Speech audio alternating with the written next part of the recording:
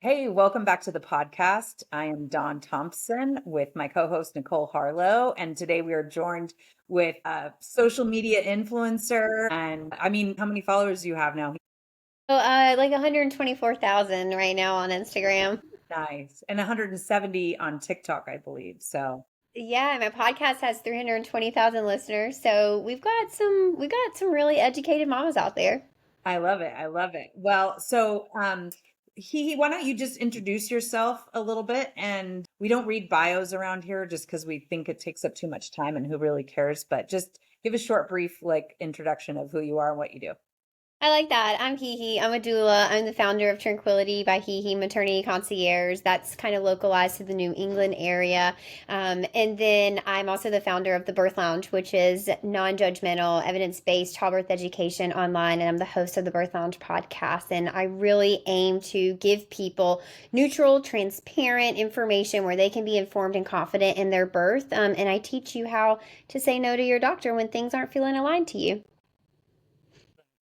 Well, Love that. you and I had a very, we probably should have been recording because Yeah. start talking and we dive into all these cool subjects. But, one of the things that I love about what you do online, Kiki, is that I love when you do the role modeling, right?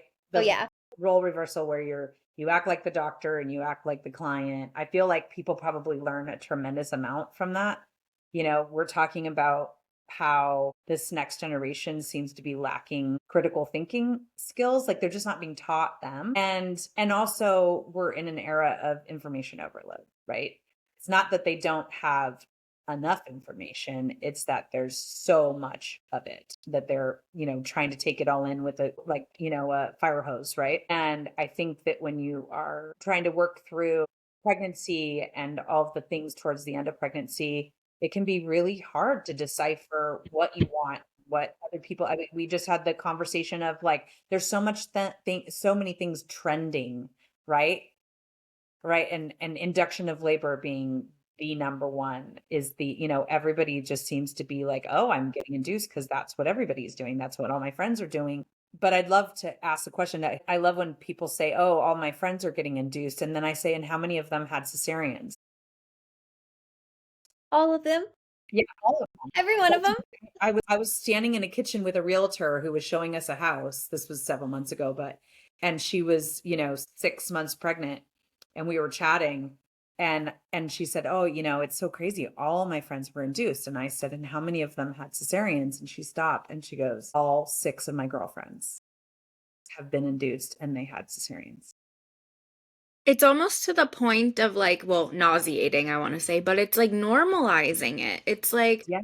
I will tell you from my first experience, right? Like, now I have four children and I had the spectrum of births, but going into my first birth, I literally would say, I've said these words out loud, like, I don't know which road is the easier one, like getting a cesarean or having a vaginal birth, because I had so many people in my life that had cesarean births. I was a cesarean baby.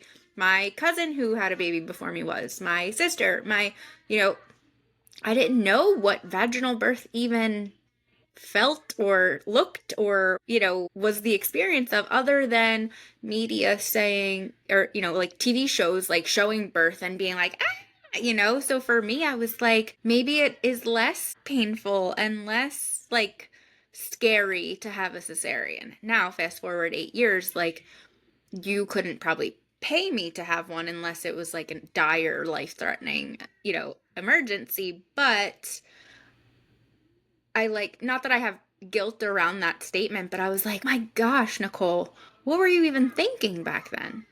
Right. And I think when I walked in, when you guys were talking, it's about, you don't know what you don't know, but I was willing to ask the questions.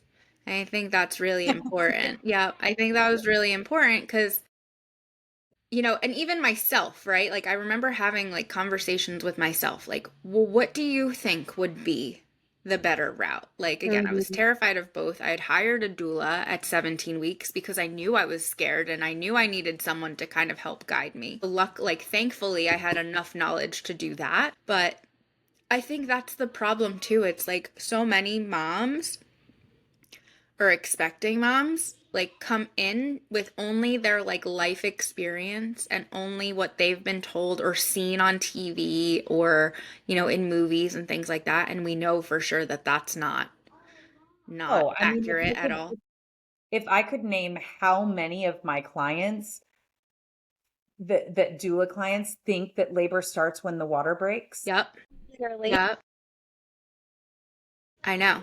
I mean, like probably the majority of them. And they also think it's going to be some big splash in the middle of the grocery store. Right. That then you You have to know, like run to the hospital the moment it right, happens. Well, because that's what you see, right? My right. husband won't even watch, like, if he knows that there's the birth scene or something coming up in a TV show or a movie, he just looks at me and goes, don't. Like, Right. Just don't say, even. Because I'll be like, where's the cord? Where's the vernix? Where's the this? Where's the that? That's not actually how birth is. Like, why aren't we depicting it? Like, labor doesn't sound like that, you know, like all the things. And he goes, it's a TV show. And I was like, but this is how people are learning. So yes. can we do it right? Yeah. Listen, when The Handmaid's Tale did the birth scene, I was like, thank you. Like, thank you. Like, that's legit. That is really how birth is. Like, I was just like, finally, something that shows birth for real. Yeah. It was the only one. It's the only one, right? And then the other ones are the movies where it's chaotic, or it's like the Friends scene Yes, the where, friend scene. Yep, that's what I always reference. or it's Game of Thrones where it's like the most traumatic thing ever. And you're like, these are not realistic. These are teaching people, you're priming people to be afraid of birth or to have unrealistic expectations. To tack on to like not having critical thinking skills, I think one thing, this is kind of like two prong. Even if you don't have critical thinking skills, you have your intuition. So, like Nicole, what you were saying, you were like, I didn't really know the right questions to ask, but I did know that I needed to ask questions. And I knew that a good place to start is, how do I feel about this? However, that's tough because as women, especially in America, we have been so conditioned to turn off our intuition, to ignore our intuition, to identify intuition as actually anxiety when it's not. Right. It is your gut intuition saying, hello, alarm bells, this isn't right. And you're like, oh, I'm just anxious. Yep. God, I Well, love that you just said that. I know. Literally, I say this all the time now. Again, hindsight's 2020, but not necessarily with my first birth, but with my first son, his first like round of vaccines. I literally passed out after. Like I had to sit down, got green. I didn't like fully pass out, but like vasovagal response, like something told me not, right? And then my intuition wasn't there yet, or like I didn't recognize it. Then with my second son, he literally got the first, you know, Hep B vaccine like 5 weeks in. And I walked out of that doctor's office calm and just had this tingling of like, you need to stop and never again, you know, like, so it does take that like fine tuning to get to your intuition. Like, but, and like you said, there's a lot of moms that won't listen even if it's nudging at them because they don't Yeah. understand it. Yeah, and I think they're scared, right? It is scary to listen to your intuition because we got all this data. But I was just sitting on a client call a couple hours ago and I was telling her, you know, she was like, my intuition is telling me this, but like, what about the data? And I'm like, the data is great, but it will always only get you so far. And also, evidence-based choice is awesome in a lot of ways, but you're not obligated to go with the evidence. If your gut intuition is telling you, yes, the data says this, yes, this is the evidence based way, but I feel in my gut, my intuition, my heart is telling me to do something different, you should do that or at least consider it because you know what? Science is always changing. We used to tell mothers they could smoke in labor. We used to have And cocaine and epidurals. We obviously thought these things were fine until the data changed. And it's like as we get more information,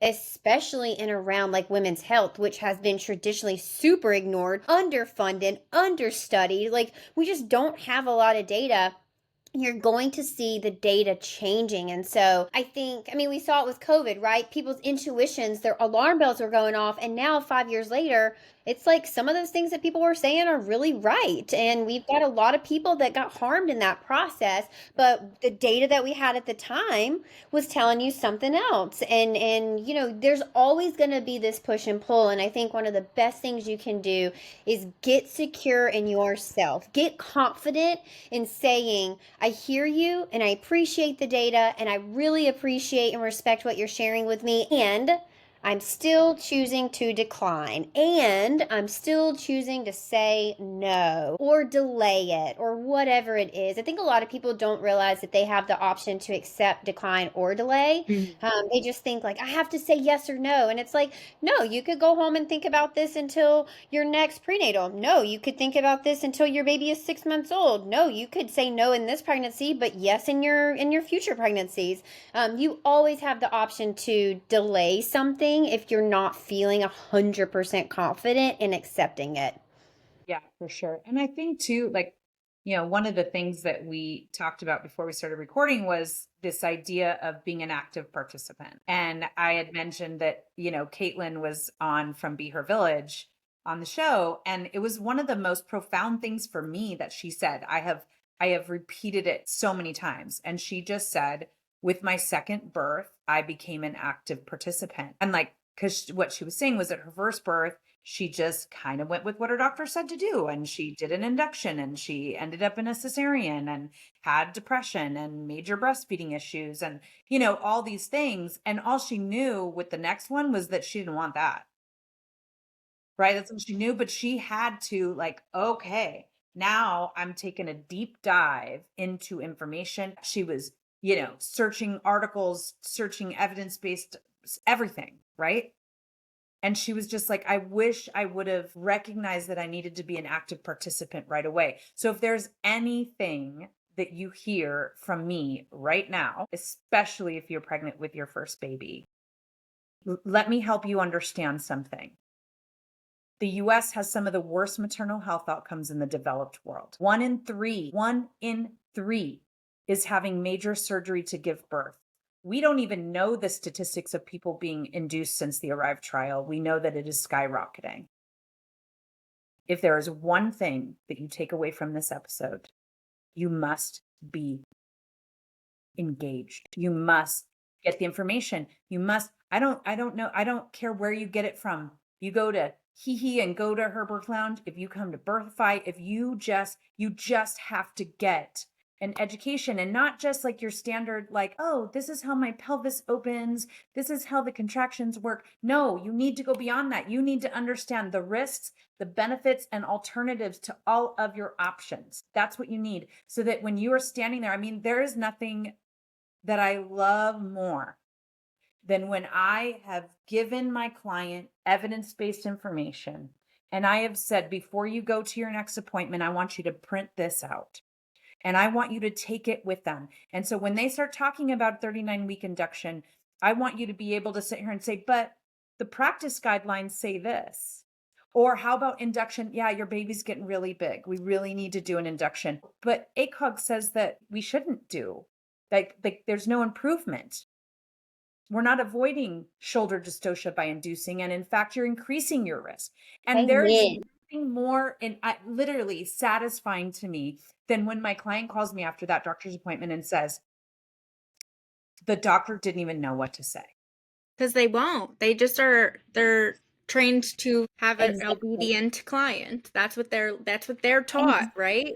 Yeah. This is how you frame things so that they listen to you and don't ask questions. I want to Yes. bring something back because when I walked in, you guys were talking about the wedding, Yeah. how involved we are in our wedding plans and how many questions we ask and how much due diligence you do in your wedding. Reviews we read, right? Right. Mm-hmm. So I can't personally say anything about it because my wedding was super small and I didn't do any of that. And I'm so thankful I didn't because I'm like type A personality. I would have been just a freaking bridezilla. I know I would have. So like luckily I didn't pursue any of that. But it was such a good, like when I walked into it, I just quieted because I was like, yes, this is it. So I want to have you, kind of explain it how you did. But also, before we get into there, one thing I will say, we're just back to like media and movies and TV. One thing I'm grateful for with social media and Instagram and things like that is that you do see real birth, right? Oh, yeah. Well, you have And to go seek it out, though. you do. You absolutely do. It won't be in your algorithm unless you start seeking. Unless you're a birth worker, perinatal professional, it's all I see. And it's funny because my husband will like show me his phone and goes, "Why am I seeing this?" Right. Because Because of me, honey. they're really listening. But Sorry. with our next generation, my kids have all seen my birth videos over and over, but they've also seen, just because they're nosy little children on top of me, like as I'm scrolling, they'll see it and they'll be like, "Mommy, what's that?" And that's how we change that narrative, right? So, like, if you're listening to this, seek it out. And then when your kids are old enough, let them watch it too. Like Yeah. accounts Yeah. like Badass Mother Birther. Yes, yes, yes. Yeah. You're not following Badass Mother Birther with the other million plus people at this point. Like, Yeah. it can be, the other part of that is that some people get really scared by what birth really looks like. 100%. But if Yeah. you're about to do it, you should kind of, like, listen, I've told this story before. Like, my doula, the first birth, was like, "Do you want a mirror to see what's going on down there?" And I straight up, like, eyes wide, was like, "I don't want to know or see anything." Now, again, looking back, I'm like, damn it, I missed that, right? Because with my fourth baby, I caught him. No one else did. I saw the whole thing and I watched that video over and over and over again. Like, and it's just so cool. I used to be so weary of like blood and good, I was such that person. But first of all, when it's your baby, like all of it goes out the window. You don't care. But that is something that I'm going to put out there. Like, first, see birth how it is before you do it yourself, because I didn't. And I wish I did. So, anyway. We'll talk about the wedding stuff. Yeah, back but to the wedding stuff. Dawn, I wanted to touch on the fact that, some people get scared. It's like, I've got a couple thoughts about this. Number one, you're scared because you don't know. And so if you continue to run from that, that fear is never going to go away. But guess what? Your baby is coming out. So you can take the opportunity now to lean into that fear and learn, because the antidote to fear is education. And we know that. We know that the more educated you are, the less fear that you have. It is a direct correlation. And the other thing is, if you can't lean into that fear now when you're not in labor, you're never going to be able to lean into it when you are in labor. And so go ahead and take this time to practice in a safe, calm, not intense labor environment to lean into that fear. And if it gets too much, take a break. Guess what you don't get in labor? A break. You cannot just say like, "Oh, this got too intense. Let's like come back to it tomorrow," or like, "I'll do this afternoon." We don't get that. You're like in labor at that point. So go ahead and take it now and say, "I'm going to watch this video until the point where I start to sweat. And then when I sweat, I'm going to turn it off and I'll kind of process and think about what came up for me. I'll think about why that scared me. I'll think about what I saw. I'll think about, am I actually scared of that, or am I uncomfortable because it's new to me? Is it bringing up something that I actually need to lean into?" And so, if you find yourself being fearful, and also if you're someone who scrolls Instagram and you turn your phone away from your children because there's a birth video, you should really lean into that. That's how we create cultures of people who think birth is disgusting, and we think birth is kind of this like really private thing. And while birth is a private event, it is something that we've all done or we all came from. And so if we're ever going to get to a place where we're actually empowering women and we are supporting women's bodies and we're actually going to prioritize women's health, it has to start with birth. We have to start supporting actually women in learning about their bodies. So stop turning your phones away. When your child is appropriate to learn about birth, let them be exposed to that. It will give them some really good exposure. And if you're considering laboring at home, this is something I tell all my clients, and you have younger children, don't send them away. Have someone come be with them so that you don't have to manage them, but let them be around you. It's okay if they see you grown. It's okay if they see you have contractions. If they get scared, have somebody there, your partner, grandma, a nanny, a babysitter, somebody that can say, Mommy is safe. She's helping bring your baby brother on the outside. Mommy is safe. This is what having a baby looks like. Mommy is safe. Contractions are kind of really hard, but you know what we say? We can do hard things. Mommy's so strong. She's doing great. Do you want to go give mommy a hug? Do you want to take mommy her water bottle? There is a way that you can incorporate children to expose them to labor, and Absolutely. you don't need to put your fear of birth on your children. It's just something I feel very strongly about. So there's your unsolicited opinion for the episode. Now on to the wedding stuff. So what I was explaining was, I'll start with this. I've been listening to the Something Was Wrong podcast, and it is about a birth center in Texas that did a lot of things wrong. And they did cause a lot of trauma, and they caused a couple of fetal demises, and they caused some really unfortunate near misses with mothers. And those moms are now telling their story. And one thing that continues to pop up is all of these moms said, well, I never looked into the credentials of these people. And it's like, why not? How did you not look into the credentials of the people you were hiring? You never thought to think, are these people actually trained to be at my birth? And it's like with our wedding, you're asking all the questions. You're looking at the credentials of your wedding planner. You're asking her, how many weddings have you been to?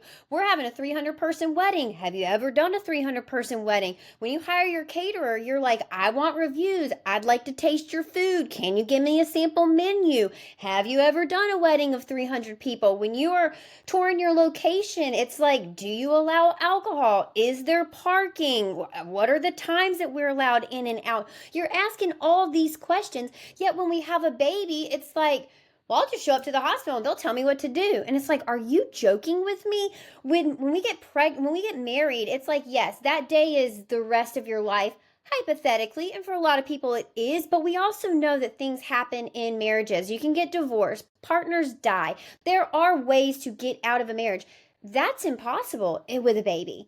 Your baby is here. They're yours. You are a mother now. You are a new human. You will not be the same woman that you were pre-birth. That's impossible. It is a transformative experience. And so for us to do all this due diligence, ask all these questions, plan for literally 9, 10, 12, 15, 24 months for a wedding, and then we maybe take an online 24-hour or like 1 day course provided by the hospital for our birth is so insane to me. Dawn, you had touched on Or two, or like maybe thumb through a book.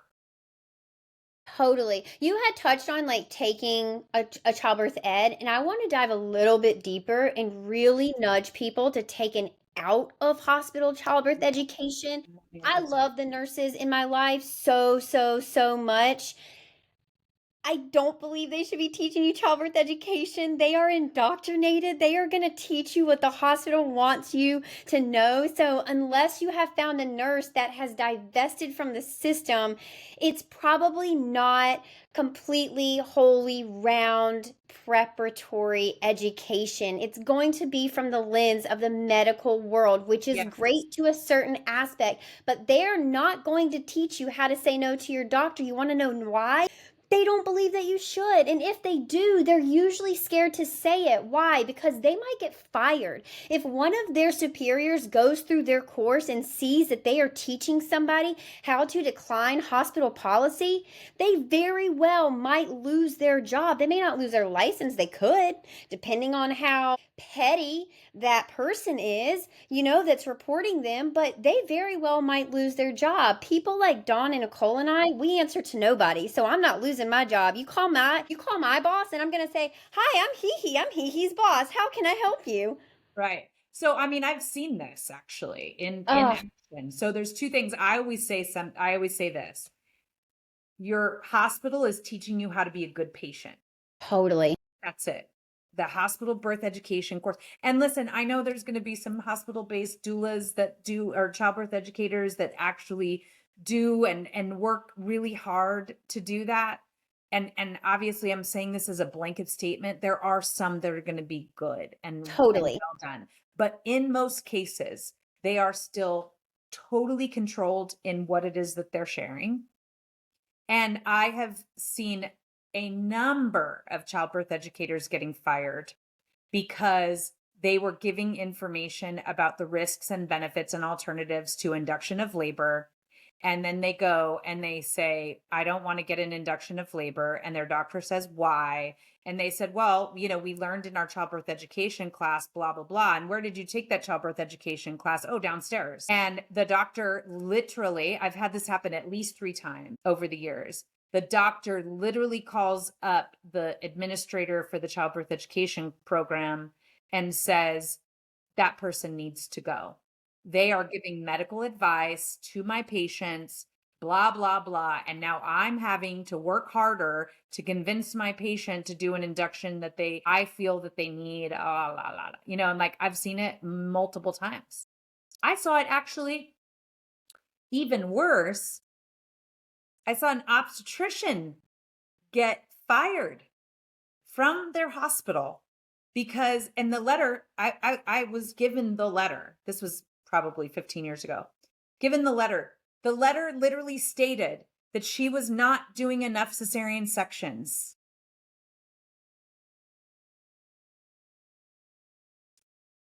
She was I'm gonna not break out in doing hives. enough I mean, cesarean. that's literally gonna give me anaphylaxis. I'm about to just like have an allergic reaction here. She believed in normal physiological birth, right? She believed in it and she was trying desperately to practice it. But like all of her colleagues were constantly bitching about it. The nurses were complaining because her patients were there for longer periods of time and and so she was not good for the bottom line from the financial standpoint for the hospital. Well, and that's just another reminder, right? Like the hospital that you're walking into is a business. They care about their bottom line. They care about their policy and their structure and, are you fitting into their box? Right. Birth doesn't fit into a box. Yeah. Let's talk about that because that was something we mentioned was the incentive. Yeah. I mean, hospitals are incentivized to give C-sections. Not all of them, but most in the US are set up with a payer system where they are paid more for a C-section and they're not penalized for doing unnecessary C-sections. And so we know that across the board, it does again depend on hospital, but across the board, L&D units are not super profitable. And so in order to keep L&D units afloat, they need to be doing surgery so that they can make twice to 2 times as much on C-sections as they do vaginal births. And, if we're given a C-section, if you're able to do 8 C-sections in a day, but per bed, you're only really able to birth 1 to 2 babies, why would you not do 8 C-sections? It's easier, it's controlled, some of them are scheduled, you're making 2 to 3 times more. So if you think about it as a business, then yeah, of course, there are incentives. Now, there are some hospitals in you guys' state in California that are creating these beta initiatives where we're starting to see them actually look at their C-section rates, post them publicly, incentivize providers for doing vaginal deliveries, and they are seeing a lot of difference. They're actually making a big difference. Those are beta initiatives. They're like far and few between. It's like a couple of hospitals.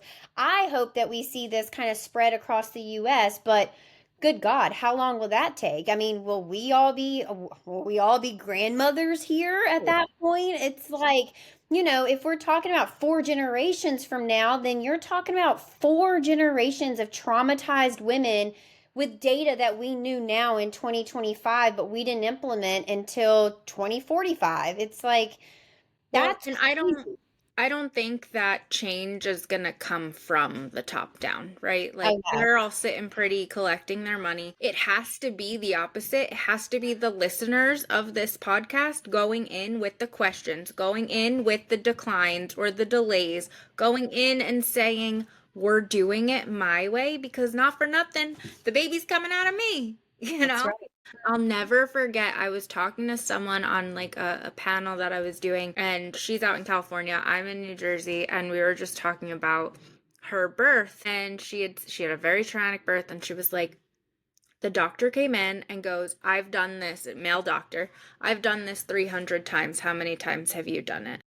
Rude. I've been I living in my body for 35 years. How many days have you lived in my body? And I said to her, like, we were on like a live panel or whatever. And I said to her flat out, I said, that male doctor literally has done it 0 times. He has watched it Yeah. happen. How many times? Okay, you could observe, but like no one can step into the shoes of a birthing woman, a birthing person, because even my husband's so supportive. I love him so deeply. He totally understands, and like the thing he would get the most with all my birthing choices is, why would you go along with, from other people, why would you go along with that? Like, aren't you going to tell her this, that? And he's like, it's her body. The baby's coming out of her. Why am I going to say anything? I'm supporting whatever she feels. Of course he had questions. He had to understand certain aspects of it more. But, I'm very grateful that he always had that perception, because most people I hear are, oh, my husband won't let me,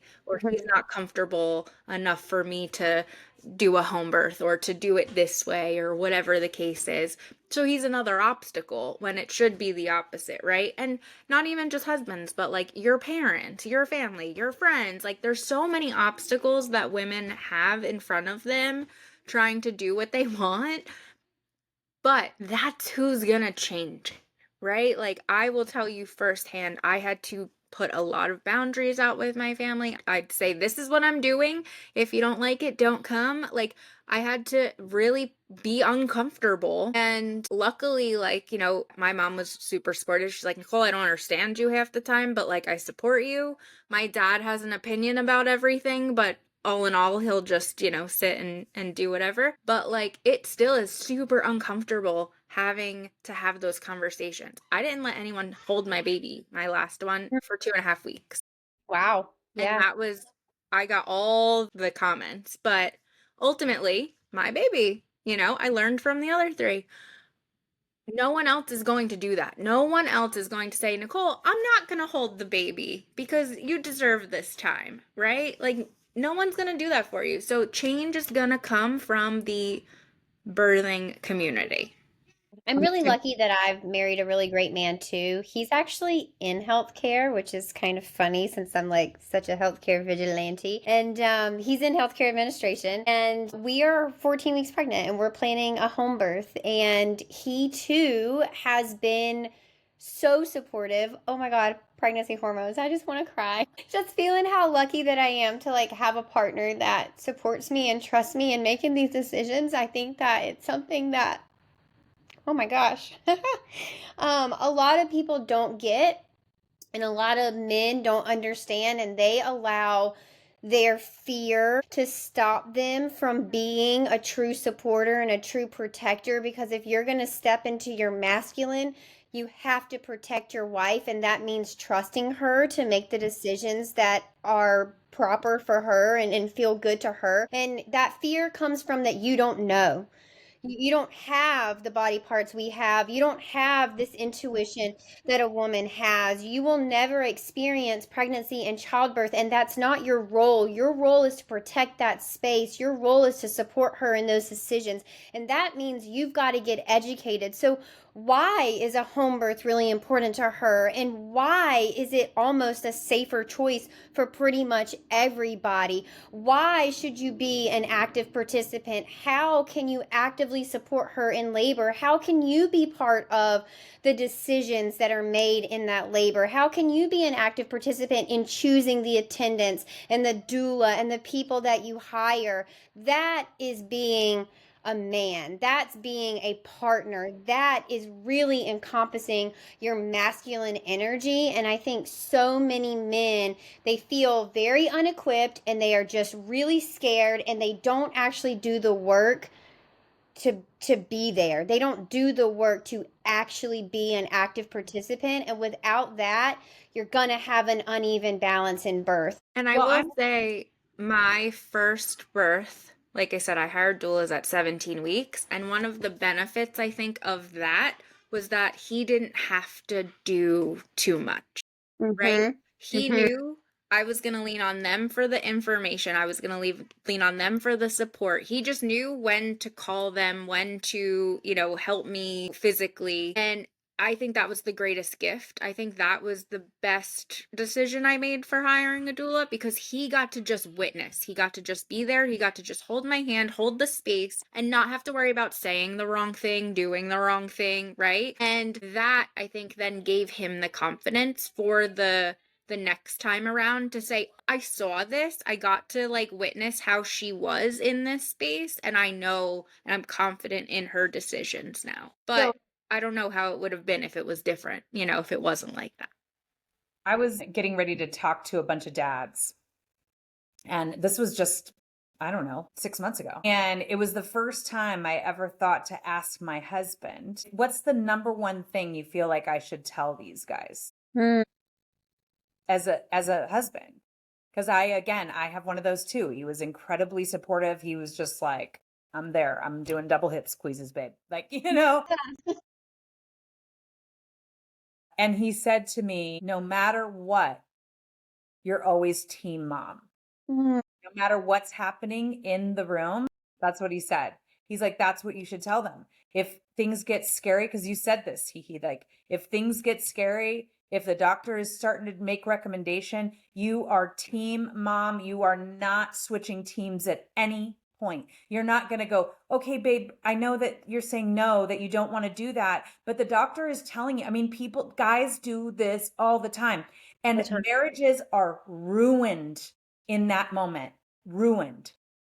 Because now your partner is saying they don't want to do this thing. I don't think this is what I want. And your partner, your husband, your mom, maybe in the room are saying, listen to the doctor, honey. Just listen to the doctor. They know what they're talking about. Just do what the doctor is telling you to do.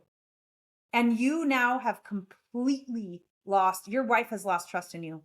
Well, you abandoned her. I mean, regardless of how you meant it to come across or what you meant in that, you abandoned your wife. And that is something she'll never, ever, A, be able to get back, or B, be able to forget. When you are relying on your partner, on your husband to support you and to defend you and to protect you, and they abandon you in birth, it is a cut so deep in your soul that it will never be repaired.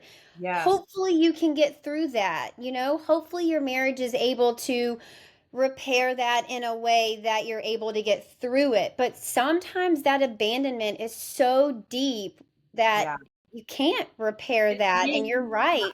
It might not. And let me say, marriages are ruined, but it's not immediate. Your wife's not picking up with you outside the hospital. Right. Totally. It's when the kids are 3, 4, and 5 years old that it will show its ugly head again. Yeah. That she's, getting out of that newborn phase when she needs that support and help. And now she's feeling more independent. And now she's like, you know what?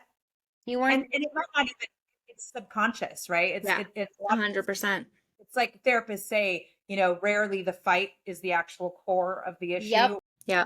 But even more than that, I think we had a discussion, Nicole, I can't remember the guest. This was just a few episodes ago, but we talked about femininity and masculinity. Oh yeah, Ashley Mariani. Yeah. And I think that you are speaking to this piece. Yes. Is I talked about how the fact that I grew up with a lot of trauma in my life and a lot of mistrust in people. I didn't trust anyone. My husband was the very first person in my life. I did not meet him until I was 27 years old that I actually trusted. And it was because he is so masculine and not toxic. Be masculine. Yep. He'll cry every once in a while. You know what I mean? Yep. It's not toxic masculinity. He made me feel safe. For the first time in my life, I felt safe. And guess what? I went on to have vaginal birth at home after 3 cesareans. And I think I can't discount the fact that it was because I felt 1,000% safe. Yeah. You knew that no matter what was going to happen in your birth, he had your back. Even if things went awry and they didn't go as you had expected or planned, you knew that your husband had your back. I can identify a lot with that. I often joke, although it's it's not a joke at all, that, I do have trust issues. I have childhood trauma as well. And the only person in my life that I 100% trust with anything and everything is my husband. Now, I'm working on that in therapy because I realize it's not healthy. But there is something to be said about a safe man that knows how to walk the line of masculinity without overstepping into toxic masculinity. Your femininity needs that. She craves that. And without that, your femininity is actually going to step into masculine, and you're going to be living in your masculine era, and you just can't birth that way. It never works. I will say, go ahead, Bone. My husband said to me, this was early on in our marriage, but I regularly said, "Oh, I'm a control freak. I'm sorry, I'm a control freak. I'm a control freak. I'm a control freak." And one day he said, "I don't think you are."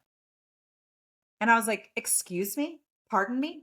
You can Who are you? Tell me I'm not." Yeah, like, who are you telling me? Like, you don't know me, right? And he said, "I think you've just always had to be." Mm-hmm. And I had to process that for about a week. And I thought, holy mackerel, he is totally right. I became a control freak because I didn't trust anyone, because I didn't feel like anyone ever had my back. And I had to do all the things. You had to be the protector of yourself. Totally. I'm a badass. I had to become the bitch who'll take you out. Yep. Like, and when I finally went into a relationship that didn't require that of me, that's so much better. I got so much more relaxed. I became more feminine. Yeah. I will say now I've been introduced to more dad doulas, and real talk, I was at first like, what are these people doing in this space? Like, come on, you're trying to mansplain this birthing process, right?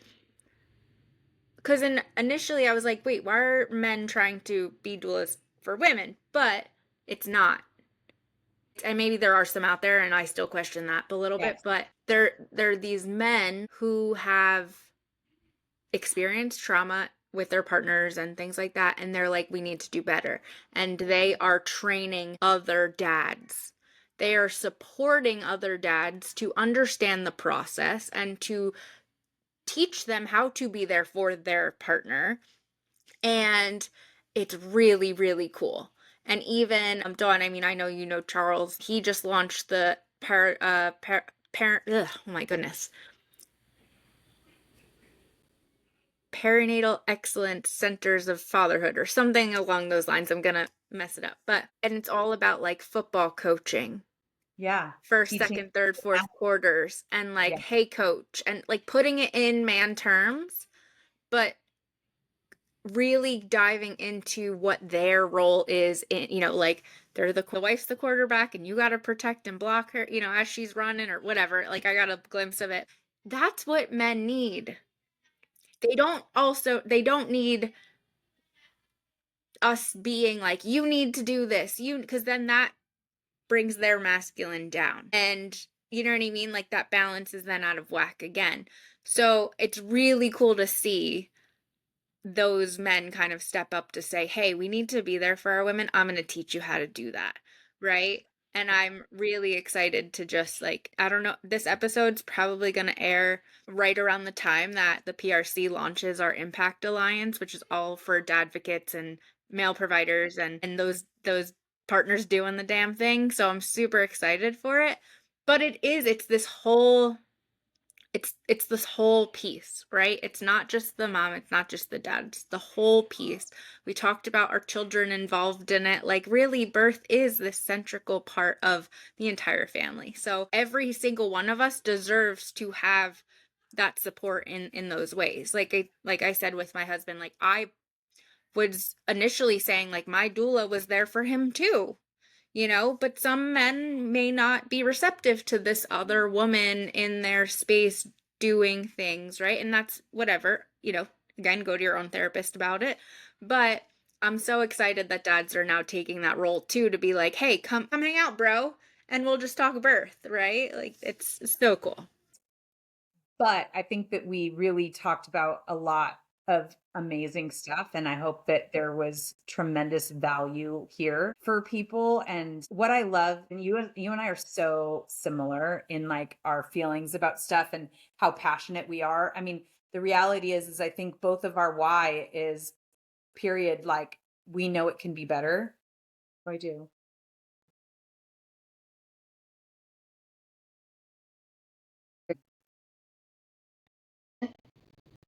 I'm just gonna say I love this episode has been amazing. I love this stuff. I love how similar we are in the way that we feel and the way that we communicate. We don't hold a whole lot back, which I just love the authenticity and I appreciate you so much. If you are not following HeHe, go do it. Tranquility. Wait, what is it? Tranquility by HeHe. You got What it. is your TikTok and Yeah, it's Tranquility by Tranquility by HeHe? There we HeHe. go. So go follow her. And we ask all of our guests at the end of every episode, HeHe, besides you as a doula, what do you think is the most critical piece for a new family or a new mama giving birth? I think your partner knows you better than anybody else knows you. I think sometimes they know you better than you know yourself. And I think when we look at stats of birth outcomes, postpartum support, breastfeeding rates, we know that one of the most influential factors is your partner not only being on board, but being super supportive of your choices and being that protector of your space. And so I think it's your partner. Yeah, yeah. I agree. Well, thank you so much. I'm sorry if people haven't noticed, we're having a little technical issues with HeHe's signal there, but thankfully we got the majority of the interview before it really started being a problem. HeHe, I hope you come back on again, and I'd love to come on your show too, girl. Yeah, Be so fun. absolutely. We'll do a swap. We'll do a swap for sure. Thanks for having me, you guys. This was such a refreshing and just like wholesome conversation. And I feel like those are really hard to come by these days. Yeah, Yeah, for for sure. sure. Well, Thank everything you. will be in the show notes. If you want to reach out to HeHe and learn more about her, please do so. We'll have everything in the show notes for you. And we are so grateful you were here and that you joined us for this episode. We hope that you learned something and that you're going to make steps right now to be a more active participant in your birth. We thank you.